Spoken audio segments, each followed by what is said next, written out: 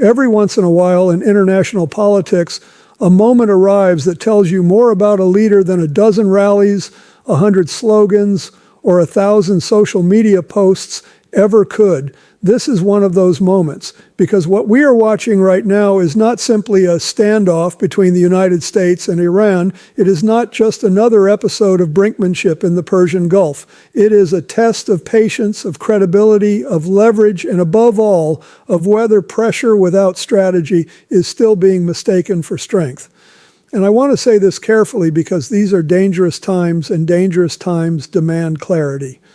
Iran is not responding to Donald Trump the way he expected. That much is now obvious. The calculation from Washington appears to have been simple. Increase military pressure, announce a blockade, raise the temperature, squeeze the economy, dominate the headlines, and force Tehran back to the table on American terms. But that is not what has happened. What has happened instead is that Iran has looked at the pressure, looked at the politics, looked at the volatility inside the United States, and decided to call the bluff. That is the story here. Not just that tensions are rising, but that one side believes time is now working in its favor. And when an adversary reaches that conclusion, your threats stop being leverage and start becoming proof of your weakness. Because if the other side believes you need a deal more than they do, then every escalation becomes a confession. Every threat becomes an admission that the original strategy did not work. Every loud declaration becomes a signal that quiet coercion has failed. Now let's walk through how we got here, because the sequence matters. There was a ceasefire, there were negotiations, there was an opening, however narrow, for diplomacy to continue. And instead of building on that opening with discipline, consistency, and a coherent negotiating posture, the approach from the American side appears to have lurched back toward public pressure, performative escalation, and the belief that a dramatic show of force could produce, in a matter of days, what serious diplomacy usually takes months to build. Iran, for its part, did not interpret that as strength. It interpreted it as impatience, and that distinction matters enormously. Because nations under pressure do not only ask themselves how much pain they can endure, they also ask a different question. Who can endure the political consequences longer? Who has more room to absorb cost? Who can survive instability? Who blinks first? That is often the real negotiation underneath the formal negotiation. And from Tehran's perspective, the answer appears to be that Donald Trump is the one under the tighter clock. Think about the message Iran is effectively sending. If your strategy is to drag out the confrontation, raise global energy anxiety, and hope that economic pain forces us into concessions, then we will wait. If your theory is that domestic turmoil in the United States will not constrain you, we disagree. If your assumption is that military theatrics can substitute for trust at the negotiating table, then you have misread both the moment and the people across from you. Whether one agrees with Iran's terms or not is almost beside the point. The point is that they are signaling they will not negotiate from fear. They are signaling that if talks resume, they expect them to resume inside a framework they recognize, not one imposed through threats and declarations. And that brings us to the framework itself. Iran's leadership has been making it increasingly clear that it is not interested in open-ended, improvised, shifting demands. It wants the discussion narrowed into a defined structure, one that includes not only the nuclear file, but regional security, proxy relationships, sanctions, guarantees, and the broader question of what a post-conflict arrangement is supposed to look like. Now, you can disagree with those demands. You can find some of them excessive, unrealistic, or unacceptable. In fact, many of them almost certainly are. But that is not really the point here. The point is that Iran believes it now has enough leverage, enough regional disruption capacity, and enough visibility into American political weakness to insist on terms rather than merely react to them. And once an adversary moves psychologically from defense to conditional confidence, the entire balance of a negotiation changes.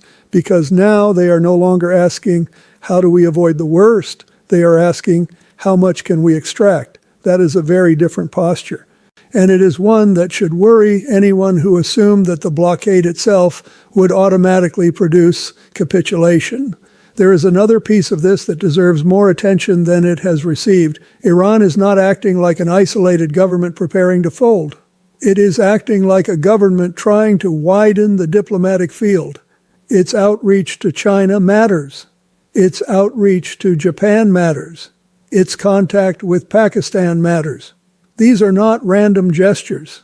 This is not symbolic diplomacy for the sake of appearances. This is an attempt to internationalize the consequences of the American posture and to make other government stakeholders in resisting further escalation.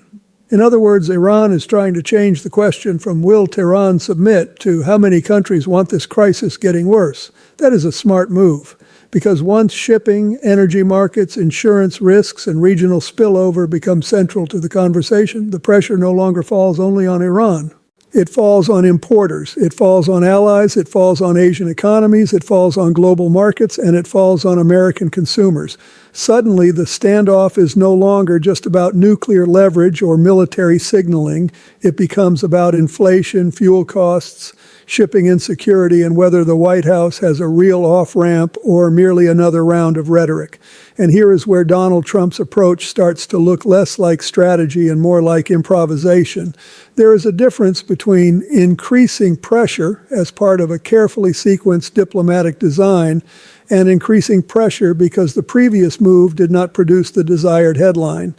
There is a difference between coercive diplomacy and performative escalation. One is built around a clear end state. The other is built around the hope that maximum intensity will somehow generate clarity after the fact. History is not kind to that second approach, because if you threaten constantly and your opponent does not move, then you are left with only two options. You either escalate further and risk a wider war, or you soften quietly and call it a win. That is not leverage. That is a narrowing tunnel. And the danger of a narrowing tunnel in foreign policy is that it makes pride more expensive than prudence. It traps leaders inside their own language. It makes compromise look like retreat. And it makes every next step harder to take than the last one. Now, let's talk about the domestic side of this, because Tehran certainly is. Iran understands that political time in Washington moves differently than ideological time in Tehran. American voters feel gasoline prices. American households feel market instability. American businesses feel shipping disruption. Presidents feel approval ratings. Administrations feel election calendars. And when a foreign government believes it can absorb punishment longer than the American political system can absorb frustration, that belief changes the negotiation. It encourages delay. It rewards defiance. It invites mockery. And once mockery enters the equation, respect for deterrence begins to corrode. That may be the most humiliating part of this entire situation. The spectacle of American power is still enormous. No one doubts that. The military assets are real. The carrier groups are real. The economic weight is real. But credibility is not measured only by capability. It is measured by whether others believe you know how to use capability with discipline. It is measured by whether pressure is connected to a believable political strategy. And right now, too many actors around the world appear to be reaching the same conclusion, that the United States can still make noise, but can no longer reliably convert noise into results. That perception does damage far beyond this crisis. Because once allies, partners, competitors, and adversaries all begin to suspect that American security guarantees are entangled with impulse, vanity, domestic spectacle, or personal grievance, then the cost is not limited to one confrontation in one waterway. The cost spreads outward. It reaches alliance management. It reaches investment confidence. It reaches regional balancing. It reaches every government that has built part of its strategic planning around the assumption that Washington, whatever its flaws, still distinguishes between force and theater. And let me be blunt about something else. One of the great tragedies of reckless escalation is that it often strengthens exactly the people it claims to weaken. When you remove more cautious, more pragmatic, or simply more politically calculating figures from the equation, you do not necessarily get surrender on the other side. Very often you get replacement by harder men with narrower instincts and fewer constraints. That has happened repeatedly in modern history. It is one of the oldest strategic errors in the book, confusing decapitation with transformation. You remove one layer of leadership, and what rises is not moderation, not reconciliation, not reform, but a more militant structure convinced that survival requires even greater radicalism. If that is what is now taking shape, then the consequences will not be limited to this month or this ceasefire window or this round of negotiations. They will outlast the headlines. They will outlast the social media posts. They will outlast the current tactical confrontation. Because hardline systems, once empowered by war, rarely shrink back on command. They institutionalize themselves, they feed on siege narratives, they justify further militarization, and then future diplomacy becomes harder, not easier. That is why the central illusion here has to be confronted. The illusion is that loud pressure is always smart pressure. It is not. Pressure only works when the other side believes compliance is safer than resistance, and when it can imagine a credible path from concession to stability. If the other side instead believes that concession will only invite more demands, more humiliation, and more instability, then pressure hardens rather than softens them. It closes the space for pragmatists. It vindicates the ideologues. It turns negotiation into a test of dignity. And once dignity becomes the battlefield, economics alone rarely decides the outcome. So where does this go from here? There are, as I see it, a few plausible paths. One possibility is that the pressure campaign produces just enough strain, just enough uncertainty, and just enough behind-the-scenes fear inside Tehran to bring them back into talks under a revised formula. That is clearly the outcome Donald Trump wants. It is the outcome he is gambling on. It would allow him to claim that confrontation worked, that toughness delivered results, that all of this was part of a grand strategy. But that path depends on Iran deciding that pain is rising faster than pride. And at the moment, there is not much evidence they see it that way. A second possibility is escalation by miscalculation. Not necessarily a formal declaration, not necessarily a sudden all-out war, but the far more common path of dangerous spirals. An intercepted vessel, an exchange at sea, a drone incident, a proxy attack, a retaliatory strike, a rushed response, and then a chain reaction that neither side fully intended, but neither side can politically afford to stop. That is how major crises so often deepen, not always through design, but through pride colliding with bad sequencing. A third possibility is that the administration eventually softens its position without saying so directly. Demands get blurred, language gets adjusted, intermediaries become more active. Public rhetoric stays aggressive, but private asks become narrower.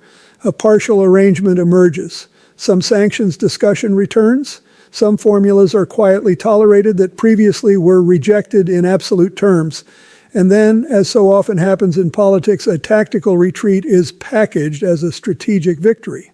That scenario is not only possible.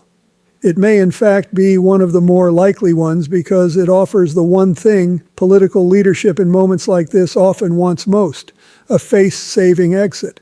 And then there is the most draining possibility of all, stalemate, no clear resolution, no decisive breakthrough, no full return to war, but no stable diplomacy either, just a long season of pressure, retaliatory signaling, elevated shipping risks, volatile markets, and a constant low-grade crisis hanging over the global economy. That kind of frozen instability can be more corrosive than dramatic escalation because it normalizes dysfunction. It teaches markets to live nervously. It teaches governments to hedge around America. It teaches allies to improvise without waiting for Washington. And over time, that is how strategic centrality erodes. That, in the long run, may be the deepest cost here. Not just whether one leader blinks or another side hardens, but whether the rest of the world slowly adjusts to the idea that American leadership is now too erratic, too personalized, and too detached from disciplined statecraft to be the organizing force it once was.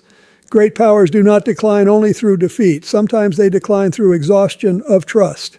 Let me end with this. No serious person should pretend Iran is innocent, harmless, or easy to deal with. It is not. Its regional behavior has long been destabilizing. Its ambitions are real. Its methods are often brutal. Its use of proxy power has inflicted suffering across the region. All of that is true. But it is also true that the standard for American leadership has to be higher than fury, higher than impulse, and higher than public chest thumping disconnected from diplomatic design. Because the question is not whether the United States can threaten. Of course it can. The question is whether it still knows how to persuade, how to sequence pressure, how to build coalitions, how to keep allies close, how to isolate adversaries instead of isolating itself, and how to distinguish between appearing strong and actually being strong. Those are not the same thing. They have never been the same thing, and the countries that forget that lesson usually learn it at a very high price. Real strength is not just the ability to make everyone watch. Real strength is the ability to make others follow. Real strength is not saying the loudest thing in the room. It is creating conditions where the other side understands that compromise is the most rational option left. Real strength is not cornering yourself with your own rhetoric. It is leaving yourself enough room to protect your country without setting fire to the wider order around it. That is what responsible leadership looks like. It is patient, it is disciplined, it is unspectacular in the moments when spectacle would be easy. It understands that in a crisis, your words are not merely expressions of emotion. They are instruments. They shape markets. They shape allied confidence. They shape enemy calculations. They shape whether a confrontation narrows or widens. And if you use those words carelessly, eventually the world stops hearing resolve and starts hearing desperation. That is the danger now. Not simply that tensions are high, but that the line between pressure and panic is becoming visible to everyone involved. And once that happens, once an adversary believes he can wait you out, once your allies start doubting the coherence behind the threat, once markets begin pricing in drift rather than strategy, the crisis changes shape. It stops being about whether you can dominate the moment. It becomes about whether you can recover control of it. And that is the question hanging over this entire confrontation. Not whether the United States is powerful, it is. Not whether Iran is dangerous, it is. But whether power without discipline can still produce peace, whether threats without trust can still produce agreement, and whether a presidency built on force of will can still function when the other side decides it is no longer impressed.